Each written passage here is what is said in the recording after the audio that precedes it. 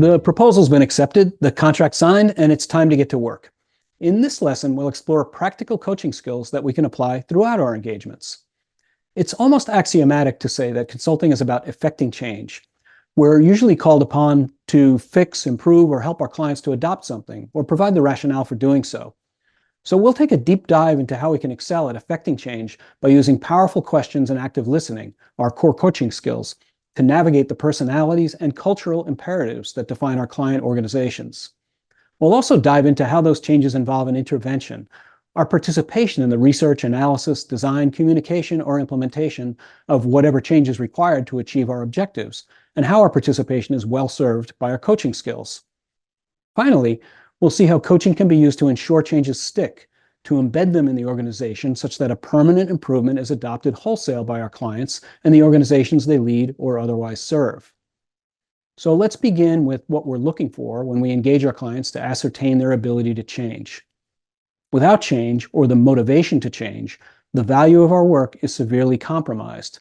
Products need to be modified, processes need improving, competitors need to be vanquished. Changes need to be embraced for interventions to succeed and improvements to take root. And this is precisely why coaching skills are such a powerful tool for consultants. In its essence, coaching is about supporting change in the way individuals think, work, and behave. And every consulting engagement, every intervention, can benefit greatly from coaching to ensure the people responsible for directing, implementing, and adopting those changes, most notably our clients, are motivated to effect the change. It becomes critically important to pay close attention to how willing, able, and committed our clients are to the interventions on which we collaborate. And that brings us to motivational interviewing, a way to amp up our powerful questions and active listening. Motivational interviewing, or MI, is a technique developed by psychologists William Miller and Stephen Rolnick for treating patients suffering from various addictions. Miller and Rolnick discovered that they obtained much better therapeutic outcomes when they involved their patients in important decisions that involved modifying their behaviors. Prior therapies typically involved directives from psychologists. That is, they told the patient what to do to overcome their addictions, with consistently poor results. Relapses were common as patients felt disempowered to effect change, and they often resisted the judgments of the therapists. MI changed all that. So how does this relate to coaching and consulting? To answer this question, let's talk about the spirit of MI.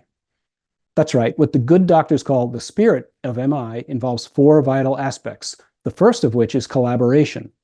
And just as the MI therapist involves their patient in important behavioral decisions, we can involve our clients in the design of our interventions. The next aspect is acceptance. This means we respect our clients' autonomy and the way they run their business, which we learned earlier is a core psychological need that must be met to keep our clients motivated. They're in control of the situation. We're there as guides. We don't impose our will on them. The third vital aspect is compassion.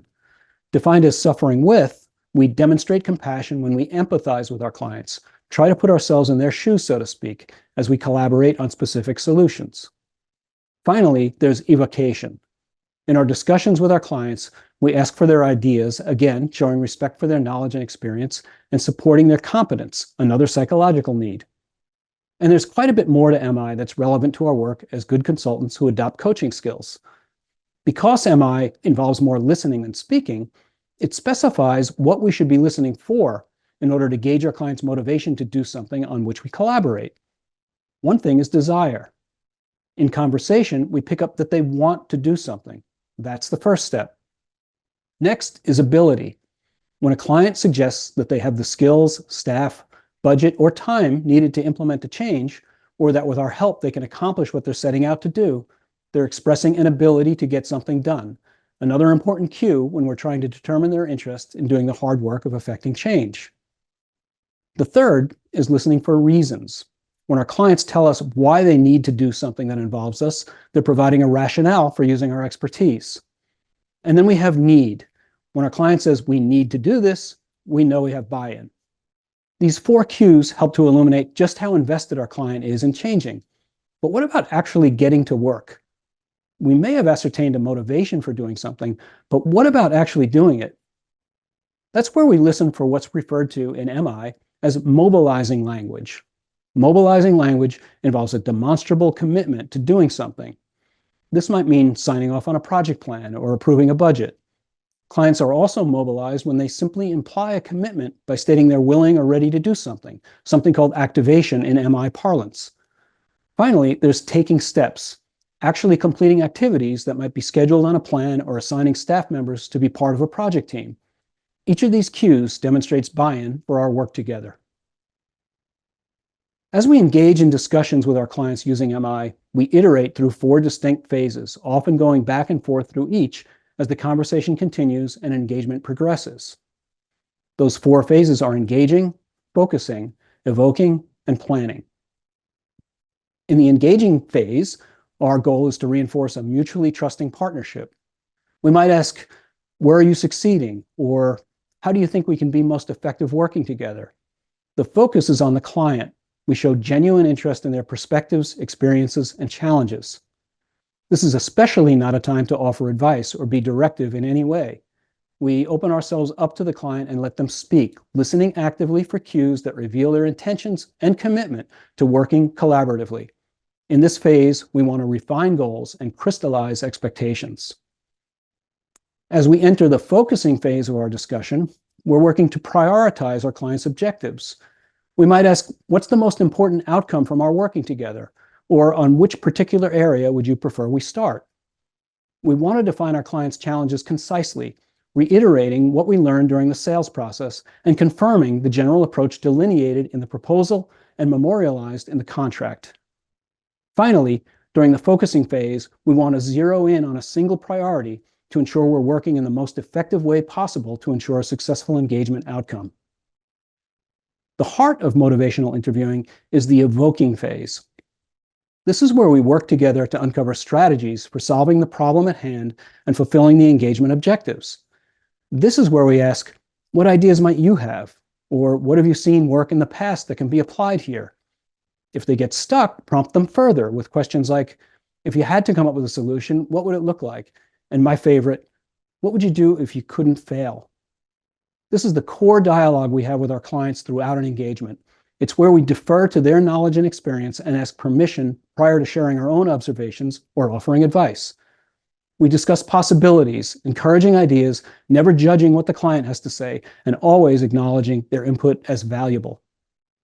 We will have ample opportunity to provide value by offering our hard-won knowledge to our clients, and will be expected to do so. But it's while we're evoking ideas for beneficial change from our clients that we really develop trust, supporting both their need for autonomy and their need to feel that they're competent participants in our interventions. The last phase of a motivational interview is planning. Yes, we planned when we developed our proposal and we planned when we finalized our contract. This planning phase is to advance those plans, to ascertain that the client is ready to take action. Questions that confirm the engagement scope, resources, and timing, such as what are you willing to commit to now? Who will be assigned to help me with data collection? How much are you willing to support or invest in the solution? And what important dates do we need to be aware of? They're all typical of the planning phase. If the client balks or attempts to delay or defer, we return to engaging, focusing, or evoking to reinforce commitment and to mobilize them into action. Motivational interviewing is a powerful way for us to align ourselves with our clients and dramatically increase the likelihood of successful engagement outcomes that have greater impact on the organizations we're called to serve. MI is inherently supportive of our clients' psychological needs as it respects their autonomy, competence, and relatedness. It empowers them by evoking their thoughts and ideas for creating impactful solutions to their organizational challenges. And finally, it helps us to build trust and share ownership for our solution recommendations in a way that cements buy-in for our consulting work. As a proven method of communicating with our clients in a way that engages and mobilizes them, MI is an important skill to learn and master for those of us who want to be among the best at what we do. And when combined with ORs, the open-ended questions, affirming, reflecting, and summarizing that characterize active listening, MI takes our client discussions to an entirely new level. By mastering MI, we become genuine facilitators of the changes necessary for our interventions to have real impact. Before you go, Take a few moments to identify 2 or 3 recent client discussions in your course workbook, lesson worksheet, or personal journal. How might they have benefited from using the motivational interviewing techniques you learned here? How can you apply MI in future discussions to improve your client relationships and gain buy-in for your recommendations? Be sure to take the time to practice MI regularly. Practice with friends, family members, colleagues, and clients, and be ever mindful of their desire, ability, reasons, and need to accomplish something. Listen for cues that indicate their commitment, activation, and steps they're taking toward important problem-solving goals by engaging, focusing, evoking, and planning with them.